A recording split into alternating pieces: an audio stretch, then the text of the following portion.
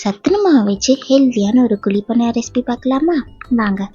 2 cup சத்துணவு மாவு, 1 cup கோதுமை, 1 கப் நாட்டு சர்க்கரை, 1 ஸ்பூன் ரவை, கொஞ்சமாக உப்பு சேர்த்து தண்ணி ஊற்றி நல்லா மிக்ஸ் பண்ணிக்கோங்க. அது கூடவே கொஞ்சமாக பேக்கிங் சோடா போட்டுட்டு நல்லா மிக்ஸ் பண்ணிக்கோங்க.